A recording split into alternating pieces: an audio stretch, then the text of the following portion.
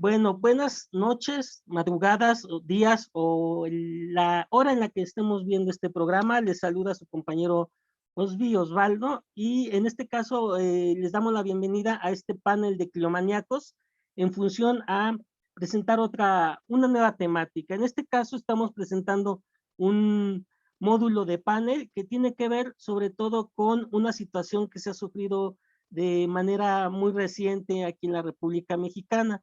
Y y el título que lleva el tema de día de hoy es Desastres naturales, su impacto, prevención y negligencia en nuestra sociedad.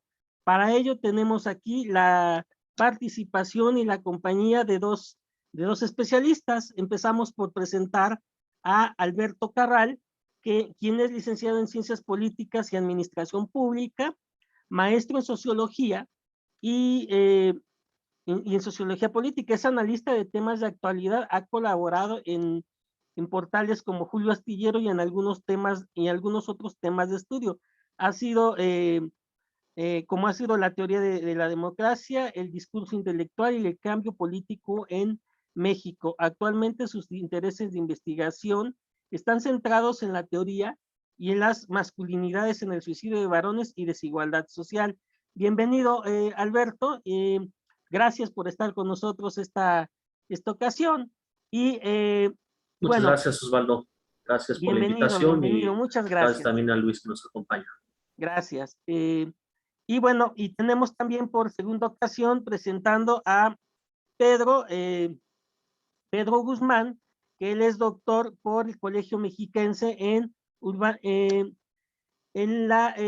desarrollo municipal. Él se ha especializado en cuestiones y problemáticas urbanas y bueno, actualmente también dirige una sociedad civil que está desde el Estado de México y es docente e investigador por, eh, por la Universidad Autónoma del Estado de México. Nuevamente, Pedro, bienvenido. Y pues bueno, muchas gracias de Muchas gracias, tenerlos a los Osvaldo. dos aquí presentes de manera igual virtual a obediencia de lo que es esta nueva normalidad. Entonces, pues bueno, iniciaremos nuevamente diciendo que hemos estado viviendo últimamente una serie de acontecimientos que tienen que ver sobre todo con lo que ha impactado en cuanto a los desastres naturales en nuestro país. Sabemos que en nuestro país, por la geografía en la que se ubica, tenemos una temporada específica de huracanes, una temporada en la que siempre estamos propensos por cuestiones geográficas y climatológicas a sufrir este tipo de fenómenos, pero en este caso, por ejemplo, nosotros tenemos en el entendido que a veces de una manera menor o mayor se afecta ciertas partes de la República Mexicana, sobre todo la zona del sureste, aunque en general en el sureste y el centro de la República siempre han sufrido afectaciones materiales, sobre todo en las comunidades y los estados marginados. Yo recuerdo incluso, pues muy atrás, la cuestión que pasó hace ya varios ayeres con el huracán Gilberto, hace unos cuantos lustros, pero recientemente tuvimos la presencia de por lo menos tres huracanes en la República Mexicana, y en función a lo que han originado en varios estados, principalmente pues digámoslo, en tres, que sería en la parte norte del Estado de México, en la parte también centro norte y parte del sureste de Veracruz, y en la parte también de la parte sur del estado de Hidalgo, que también ahí también tenemos algunas afectaciones, y esto obviamente obedece al carácter de esta charla. Iniciando entonces, bueno, iniciaré por el panelista que nos acompaña por primera vez y bueno, dará la réplica posterior el compañero Pedro Guzmán, preguntándole lo siguiente: ¿cuáles son los antecedentes de las respectivas regiones? Es decir, ¿se sabe si tarde o temprano, según su conocimiento de estos fenómenos naturales que pasaron, esto pasaría o se prevía que podían pasar este tipo de desastres? ¿Le escucho, Alberto?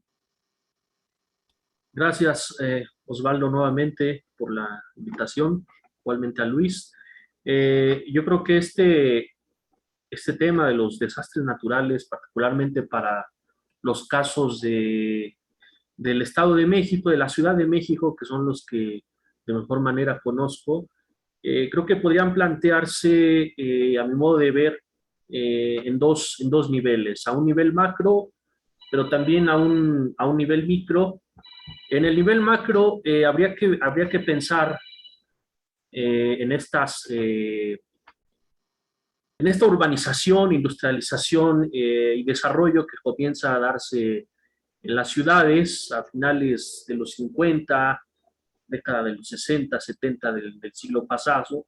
Empiezan a haber flujos migratorios, con gente que llega del campo a la ciudad, se empiezan a conformar pequeñas ciudades en las zonas periféricas a los grandes centros comerciales, industriales y financieros debido a esta inaccesibilidad a la vivienda por el alto costo, ¿no?, que empieza a tener.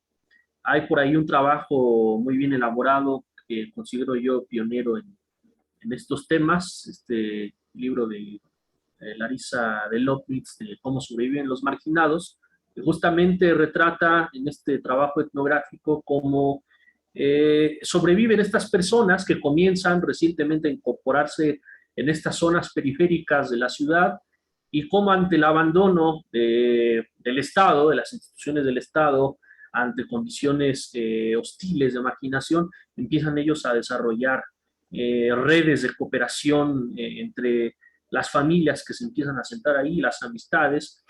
Pero regresando a este tema macro, creo que esta cuestión también de las precipitaciones, de los huracanes, como bien comentaba Osvaldo, que han sido cada vez más recurrentes, obedece a un hecho innegable que pues tiene que ver con el cambio climático, ¿no? Y es un tema que países como Estados Unidos, durante la presidencia de Donald Trump, o actualmente con Jair Bolsonaro en Brasil, países que tienen cierto liderazgo económico, ha negado sistemáticamente, ¿no? Incluso en el caso de Donald Trump, pues hubo ahí un retiro del Acuerdo de París, ¿no?, argumentando que esta cuestión del cambio climático en realidad era un engaño, que no era más que un concepto inventado por China como excusa para dañar a la industria estadounidense. Por ahí colaboradores de Jair Bolsonaro hablaron de una cuestión de una conjura marxista, evocando ahí un discurso trasnochado que nos lleva a los orígenes de la Guerra Fría.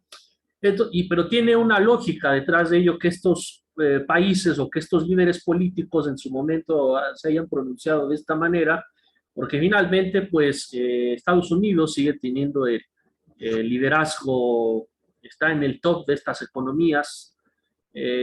Brasil, como séptima economía del mundo, pues también tiene muchos intereses en negar esta situación, porque aceptar que hay un cambio climático y que además es irreversible implica pues reducir la contaminación en las ciudades, y eso implica desde su óptica, desde su perspectiva económica o economicista,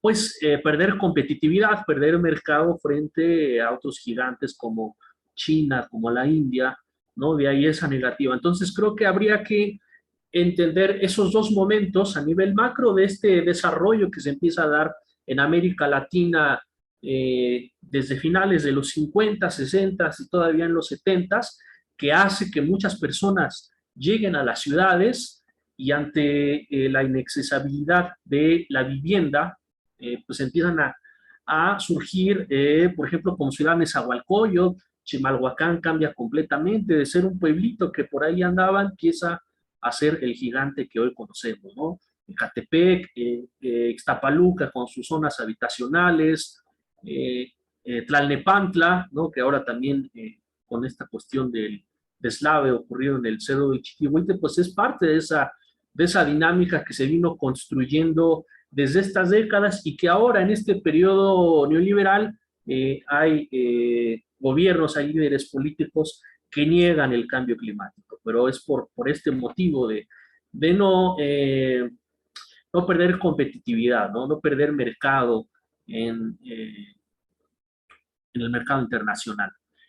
Pero, sin embargo, nos damos cuenta que justamente no solo esto de los huracanes y de las precipitaciones son cada vez más comunes, sino que también podríamos incluso vincularlo con esta cuestión de los virus, ¿no? Históricamente, las epidemias han existido desde que hay humanidad, pero cada vez han sido más recurrentes, ¿no? Pero es producto también de esto. Finalmente, el virus busca adaptarse ante la destrucción de los ecosistemas, pues busca adaptarse a otros organismos, ¿no? A seguirse reproduciendo, ¿no? Y esto es lo que muchos de estos líderes, y creo que también valdría la pena hablar de México, México como la 15ª economía del mundo, creo que debería tener más protagonismo en esta agenda del cambio climático, ¿no? No es un país menor, es una economía importante y creo que a mi modo de ver debería de involucrarse más, ¿no? Sin embargo, aunque me parece que ya sería otro tema, pero vale la pena mencionarlo, pues tenemos a un gobierno actualmente que quizá tiene más preocupaciones en las energías, en los combustibles fósiles, ¿no? Pero ya para concluir esta parte macro, yo diría que hay un beneficio en entender que reducir la contaminación en las ciudades pues, representa al final un ahorro para la salud pública, protege la salud de las personas, de la población y también de sus comunidades. Y eso pues también ayuda a las economías. Creo que había que tener muy presente esa cuestión, ¿no? Y a nivel micro solamente mencionaría que también tiene que ver con corrupción política, sobre todo como en el caso del Cerro del Chiquihuite, pues el establecimiento de redes clientelares, de gobiernos omisos que han tolerado o incluso que han fomentado el poblamiento de zonas de riesgo como parte de relaciones sociopolíticas de tipo clientelar, y además gobiernos que no quieren pues pagar el costo político de reubicar a estas personas, a estos asentamientos humanos y desde mi punto de vista pues este ha sido un preámbulo de estos desastres o de muchos de estos desastres que hoy estamos viendo o padeciendo y que vistos a la luz de un análisis sociohistórico pues vemos que no son tan naturales como podría pensarse en una primera instancia, ¿no? Aquí dejaría mi intervención por el momento. Gracias, Osvaldo. Gracias, gracias Alberto. Y bueno, en función a esto que acaba de decir Alberto y que es muy interesante porque es una visión macro, micro, macro sobre todo de la situación en general, yo te preguntaré a ti, Pedro, sobre todo sabiendo de que eh, sé que actualmente también estás dando, parece que un seminario sobre, un seminario, una cátedra sobre protección civil, y quisiera preguntarte en función también al contexto, a lo que tú conoces, ¿qué políticas públicas urgen implementarse para evitar en un futuro inmediato este tipo de desgracias? ¿Cuál es la visión, la perspectiva que tú tienes como urbanista? ¿Y qué nos puedes comentar respecto a este tipo de cuestiones y el impacto que han tenido estas desgracias en el centro de la República actualmente? Adelante. Ok, sí, bueno, muchas gracias. Antes que nada, gracias por la invitación. Siempre un placer compartir con los amigos de Clio. Sí, creo que concurro en muchas de las cosas que nos acaba de comentar Alberto. Sobre todo este tema del cambio climático, creo que es algo que, como lo menciona, tenemos que incluirlo ya en la agenda gubernamental. A mí me gustaría hablar un poco más del ámbito local, o sea, del ámbito interno, de lo micro, como estábamos comentando, ¿no? La generación de política pública tiene que reforzar, ahorita creo que una de las aristas más importantes es el tema de ver cómo se va a trabajar todo este tema del riesgo, ¿no? Visto desde sus dos ángulos, ¿no? Las cuestiones que generan peligro y las cuestiones que generan vulnerabilidad.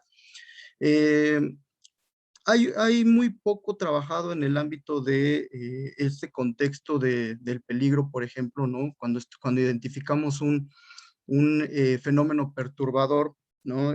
Que va a estar presente y constante durante una zona, ¿no? En mucho tiempo, y que va a estar cambiando con estas intensidades de manifestación, ¿no? Eso es lo que debemos de empezar a incluir en las agendas gubernamentales. A mí me llamaba algo la atención, algo que comentaba Alberto acerca de los sistemas de gestión, ¿no?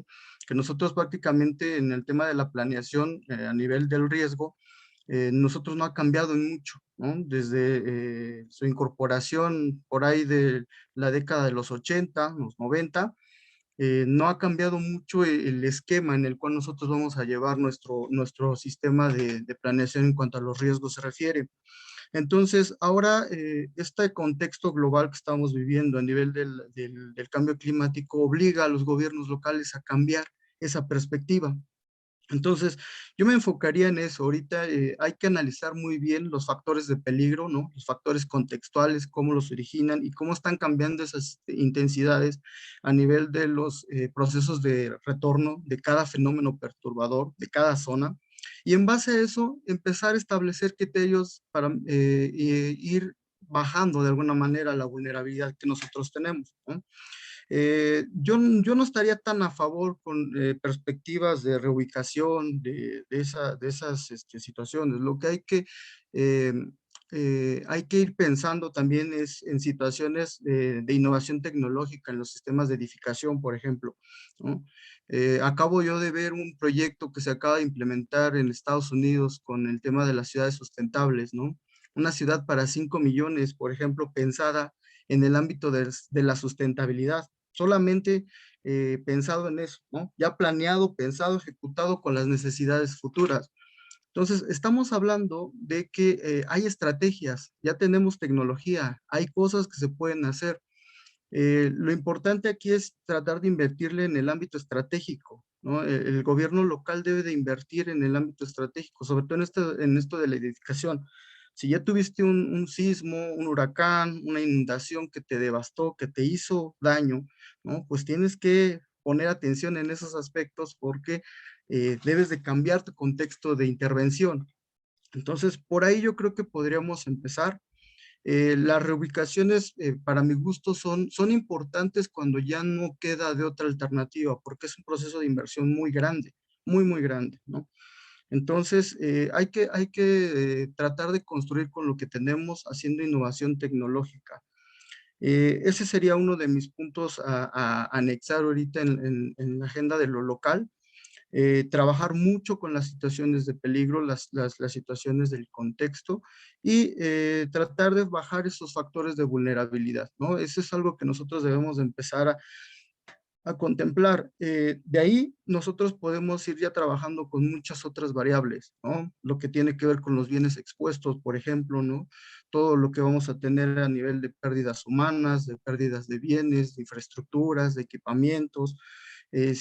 Todo eso se debe de ir de alguna manera nivelando, compensando, tomando en cuenta para ver qué tanto se debe de proteger en caso de que llegue una situación de desastre, ¿no? Como las que estamos viviendo.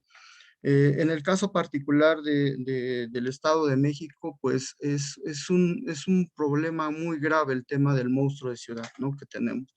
Entonces, no pensaría yo tanto en procesos tan agresivos. Tendríamos que verlo desde una óptica un poco más enfocada a esto, ¿no? A tratar de perfeccionar lo que ya tenemos, ¿no? Y de alguna manera tratar de proteger a la gente en ese tenor, ¿no? En ese sentido que serían cosas un poco más factibles en esos aspectos, ¿no? Bueno, vamos a ir entrando en materia, yo creo que conforme vayamos avanzando. Aquí dejaría mi intervención, Osvaldo. Gracias, gracias. Bueno, pues efectivamente, creo que como comentan ambos, también tiene que ver mucho hacia dónde está poniendo el ojo la política pública, los intereses de los gobiernos locales, federales estatales, ¿no? Y ese acompañamiento. Ahora, yo les lanzaría, digamos que una papa caliente a ambos, porque como son, como tanto Pedro como Alberto están trabajando y son especialistas de lo que es del Valle de México, el Estado de México, les lanzaría la papa caliente en relación a lo que pasó hace una semana, por ejemplo, y que ha impactado a uno de los estados vecinos que históricamente también ha sido la cloaca de la ciudad y de la Ciudad de México y del norte del Estado de México, y que ahorita tiene devastado gran parte de su infraestructura. Me refiero en este caso a la zona industrial de Tula de Allende Hidalgo, que la semana pasada también sufrió de inundaciones que básicamente la infraestructura quedó deshecha, hospitales, comercios, viviendas, y lejos digamos, de entrar en el dolo y en la cuestión amarillista,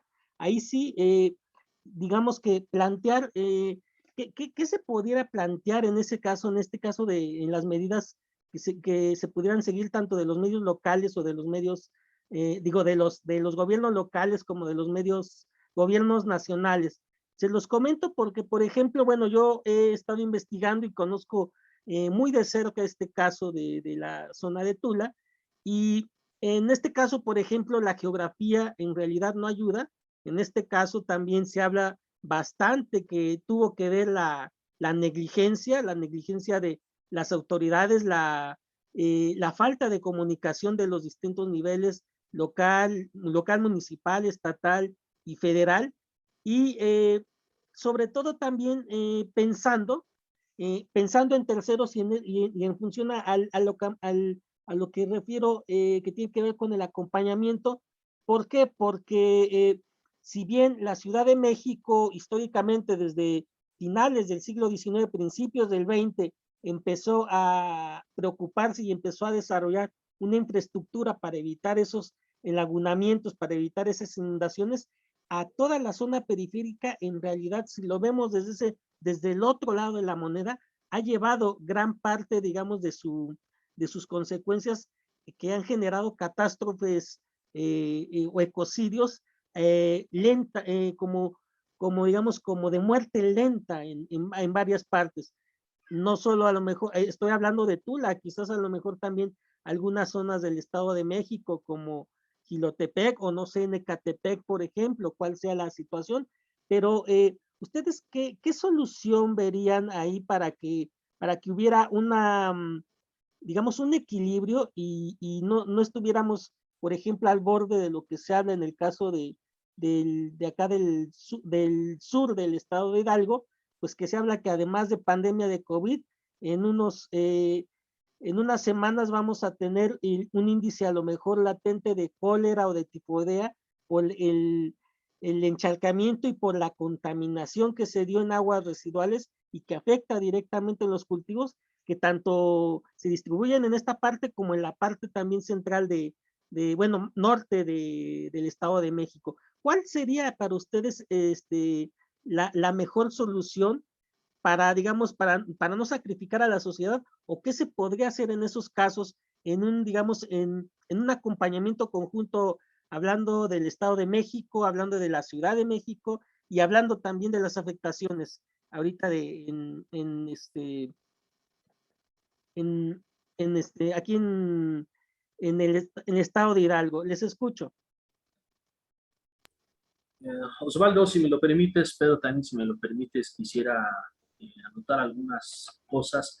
Efectivamente, creo que es un riesgo sanitario esta situación que deriva pues, de las inundaciones, de los desbordamientos de ríos, y que las autoridades ya tendrían que estar atendiendo. Yo pensaría en una solución más como de mediano y largo plazo, lo que voy a comentar. A mediano plazo, pues, nos encontramos primero con que, bueno, ya no existe el Fonden, ¿no? El argumento del actual gobierno de México para eliminar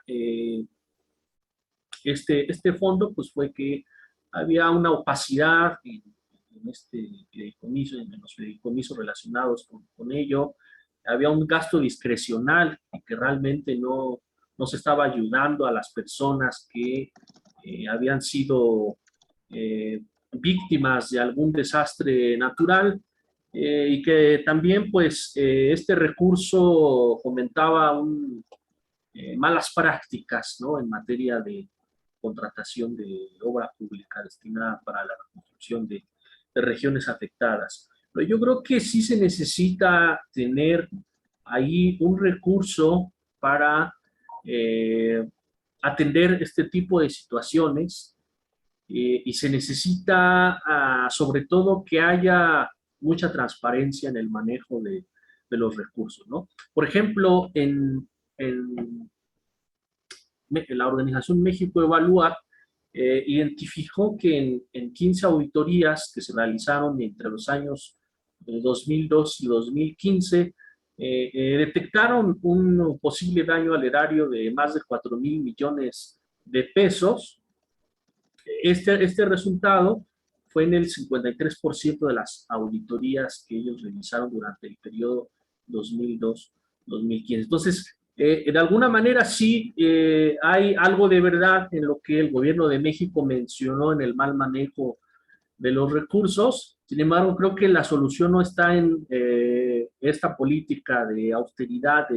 Entiendo que el gobierno necesita reorganizar las finanzas para sacar adelante muchos de los programas que tiene, muchas de las grandes obras públicas que tiene ya desde hace 1 o 2 años iniciadas, pero creo que sí, a mediano plazo tendría que destinarse ya un recurso ahí y crear mecanismos para transparentar el uso de este recurso.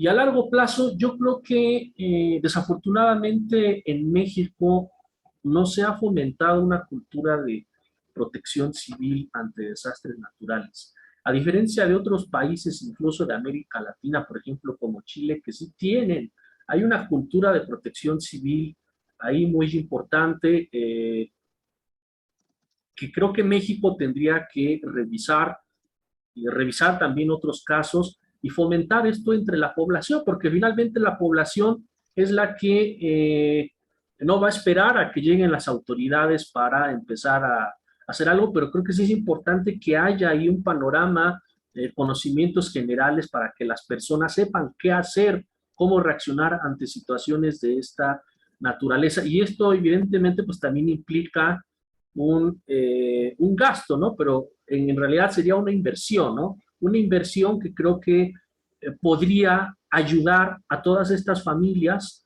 para que se organizaran previo a una situación de esta naturaleza y pues poder evitar o aminorar las pérdidas materiales y sobre todo humanas. Aquí lo dejaría por el momento, Osvaldo. Gracias.